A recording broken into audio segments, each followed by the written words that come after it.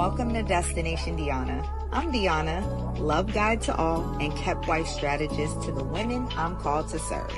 Please consider my channel your self-help learning library for love.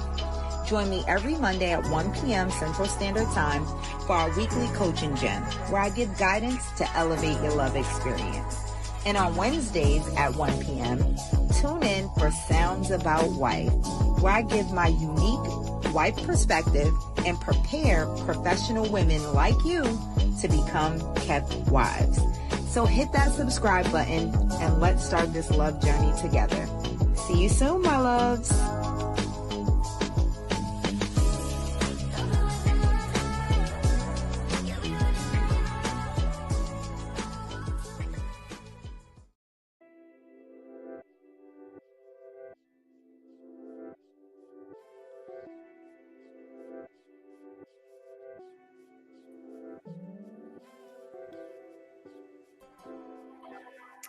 Welcome back to this week's episode of Deanna's Weekly Coaching Gem.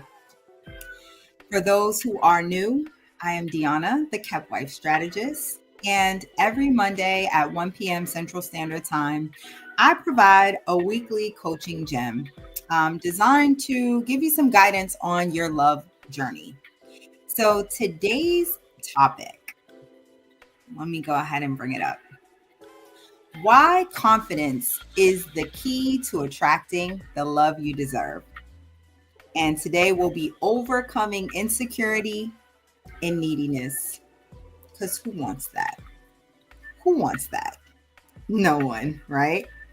So what's my intention?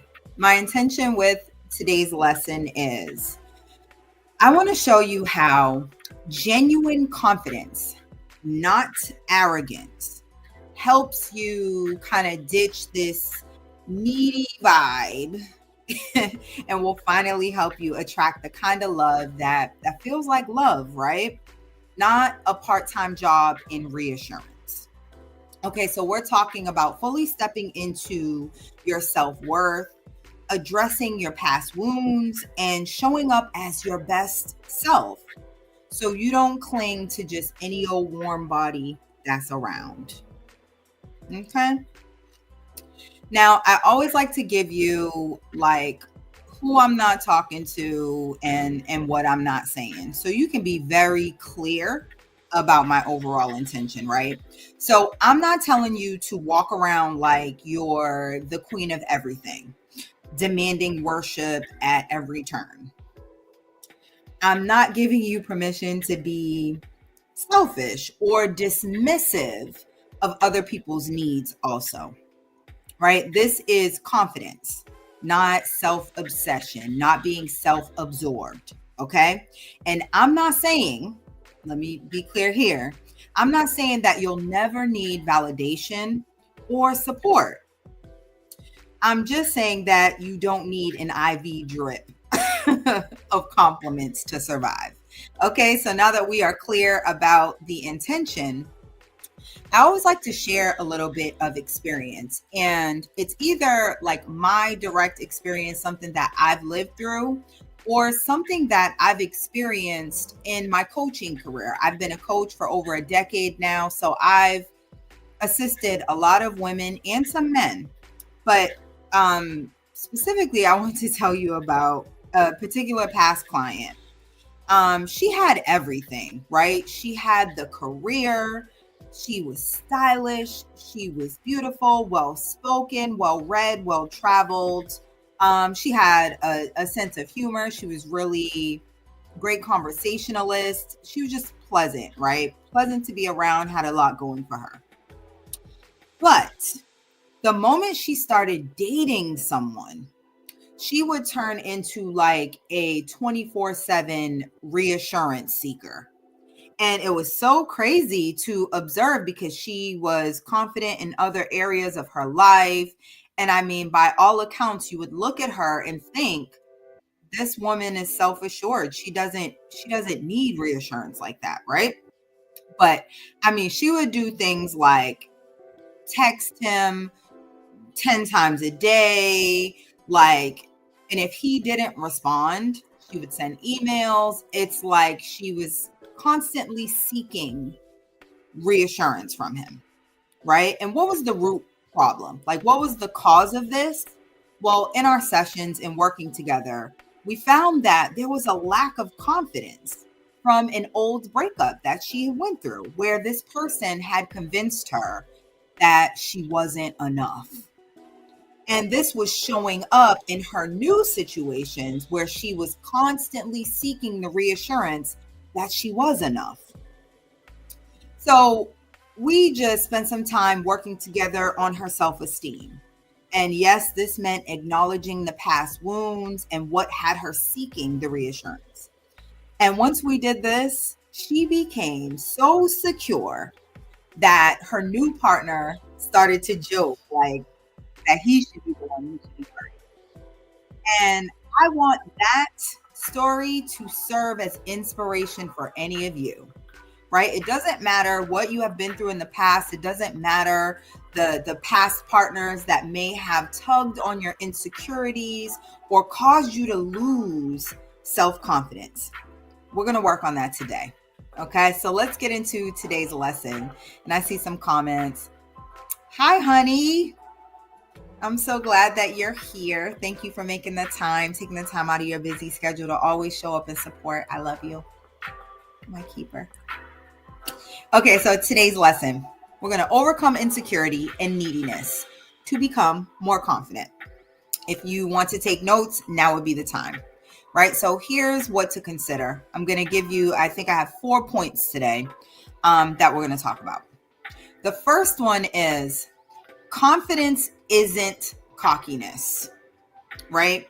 Real confidence is about knowing your worth without feeling the need to dominate or belittle others, right? Arrogance and cockiness, on the other hand, thrives on making everyone else feel smaller. So again, the focus here is internally. It's yourself, right? Your self-confidence, how you feel about self, meaning you don't need to put someone else down in order to feel good about yourself, right? Confidence just simply means you know your worth. Arrogance means you think you're the only one with worth. So that's the difference, right? In order to increase your confidence, you're going to focus on self.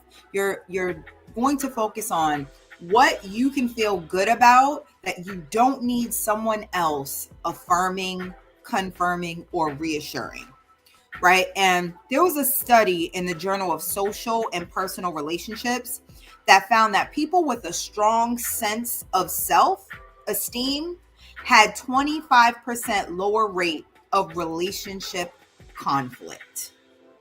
And I can confirm this just even in my coaching efforts, right? I have noticed when I was working with couples, the couples where both individuals had a healthy sense of self and they had a healthy dose of confidence, they had less conflict, because a lot of times our conflict in relationships can come from insecurities. They can come from us needing a certain reassurance from our partners. And when it's not there, we pick little fights because we're trying to get the reassurance.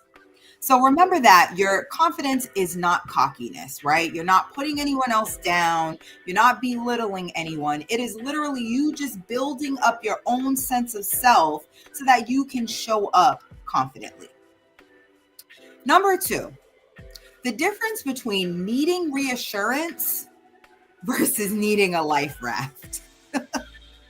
So there's a difference between enjoying your partner's encouragement and depending on it for your entire sense of self.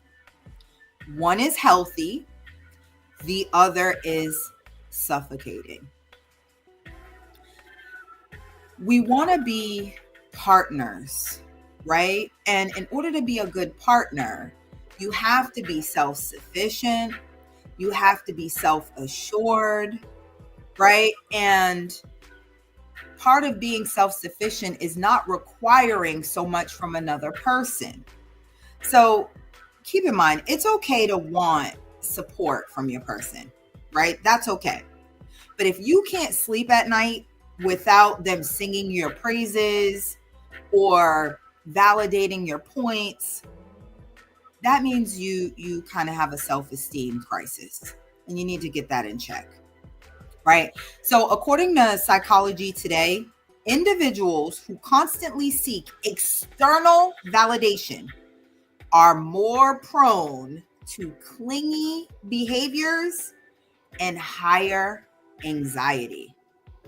So, I mean, I'm not a therapist. I'm not a clinician. I'm not going to talk about the depths of anxiety, but I will say confident people don't normally have the higher levels of anxiety. I believe we all probably have a little bit of anxiety. I think that's normal, but to have it extremely, one way to avoid that is to build up your sense of self and be able to give your own self the reassurance you might need. Number 3, addressing insecurities and past wounds. So your old heartbreaks, traumas, they can literally whisper lies about your worth to yourself, right? The things that you've been through, the things that you've allowed, right? Because we're accountable here. So we do know that we played a part. They can be those subtle whispers to you, but they're lies, right? We have grown.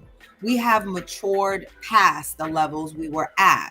We no longer accept treatment that's beneath us, that's not edifying to us.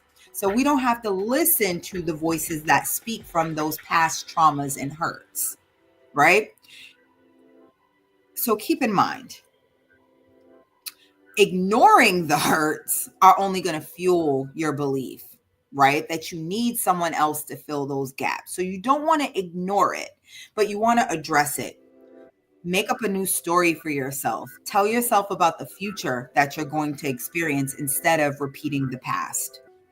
And instead of using a new partner as like a human band-aid, do your inner work. You can expect them to, patch you up. I'm sorry, you can't expect them to patch up what you haven't acknowledged and healed on your own. And that's up to you. Don't put that on a new partner. Don't put that on someone else. If you're putting it on someone else, that's why you'll always need the reassurance from them. You need to begin to give it to yourself so you're not reliant on someone else to give it to you. My honey, that external validation can keep you in a stronghold in what happens to you when you don't receive the validation. So true. Like it makes you dependent on that. And for whatever reason, is that even fair to put on someone else? It's your own healing, right? And research shows that unresolved relationship trauma can lead to a 40% rise in fear of abandonment. So this only solidifies why you have to do your own self-work, right? Because you don't want to take these unresolved issues and bring these fears into a new situation that doesn't even have to have this as a foundation. And number 4, confidence attracts, neediness repels. People are drawn to someone who stands on their own 2 feet, right? Both emotionally and mentally. A needy vibe can make potential partners feel like they're signing up for extra baggage. They're signing up to be exhausted, right? And specifically for my ladies, right? I have to tell you, right? Men are more inclined to help someone who's already helping themselves, right? They're not looking to rescue you from the pits of despair, but they are looking to lighten your load. So that's the difference. Like already be unpacking your own baggage and making your way light so that they can just come and relieve a little more stress and allow you to just kind of bask in your femininity and enjoy more of life. Yes, baby, 40%. Yes. Makes a lot of sense though. Right? So please know that confidence is knowing. No. How do I say this? Confidence is like, I know who I am. Right? I know who I am. It's an aura of I know who I am. And it's inviting, but it's not demanding. Right? When you show that you're good on your own, you can watch how the quality of people just line up to be a part of your life. Right? Everyone wants to be involved with the woman who is sure of herself, who's confident, right? They want to be around that type of woman. The person that's always down, always looking for a compliment, always needing a pick me up, right? There's some people that are just healers and they're kind of called to that. But on average, people are not going to choose to be around that person, right? And this is a funny stat that I found. Confidence ranked as the number one trait men appreciate in a partner. And this comes from eHarmony. It ranked as the number one trait, confidence. And believe me, like on this journey of like self-improvement, what increased at every level was my confidence, right? I believe when I look at pictures, I'm like, oh, I look good right there, all of that. And in most of the cases, I was the same size, I was the whatever, but it was my level of confidence. It was the aura that I had. It was how I showed up, like fully knowing who I am. I was exuding confidence. So know that in building up your confidence, you are actually making yourself more attractive. So that's the lesson, right? And I'm going to leave you with what to ask yourself. And this is literally how you can self-reflect. If you are a journaler, which, you know, most of my women are, here's some journal prompts for you. Questions to ask yourself or journal prompts. Number 1, am I seeking constant reassurance because of this relationship or this situation? Or is it stemming from past hurts I haven't healed? Number 2, do I confuse confidence with arrogance? And does that confusion keep me from fully embracing my worth and showing up more confidently? Number 3, if my partner disappeared tomorrow, would I lose myself? Or would I still know I'm worthy of love and respect? So in closing, I'll leave you with my coaching gem, right? And this is the general summary, what I want you to take away from this lesson, right? So ladies, confidence isn't about, hogging the spotlight. It's actually about knowing that you will shine with or without it. When you're secure in your own value, you stop needing a 24/7 type of cheering squad, right? And the right person comes along and they cheer anyway because they want to, not because you beg, not because you require it. So, as always, I make an invitation for you to take the lesson further, right? And one of the easiest ways to improve your level of confidence, I'm speaking to my ladies specifically, is to find your feminine. Your femininity is a divine gift from God. And when you hone in on your femininity, you will discover your natural confidence. So I invite you, ladies, to take advantage of my Find Your Feminine special. From now until February 15th, if you purchase the Find Your Feminine self-paced course that is jam-packed with 6 lessons, all about femininity, where you lost it, how to define it for yourself now so it doesn't have to be the cookie cutter femininity that you're seeing out there, how to remain feminine despite your circumstances, if you're single, if you're in the provider role, all of that, how you can still remain feminine, how feminine shows up in relationships. And one of my top lessons, I always get lots of great feedback on this lesson, is how to follow a man's lead, the feminine guide for that. So you get all of those lessons, lifetime access to it, lifetime value, with an accompanying workbook. But the special that I have going now is if you purchase Find Your Feminine, once you complete it, you actually will get a complimentary guidance call with me. So we can review your learnings in the course and we can map out a strategy for you to implement femininity into your life now. So you implement all of the gems, tips, tools, strategies from the Find Your Feminine course and actually put them to work in your life so you see the benefits right away. Just go to destinationdeanna.com. Click on the top banner. That'll take you to the Find Your Feminine page where you have more information about the lessons and all of that stuff. Get started, okay? So in closing, God is love. We are of God. So attracting love should be easy, especially when you have me as your love guide and kept wife strategist. So I will see you next week, Monday, as I provide more coaching gems for your growing crown. And for my Kepties, I'll see you on Wednesday for the next episode of Sounds About Wife. See you later.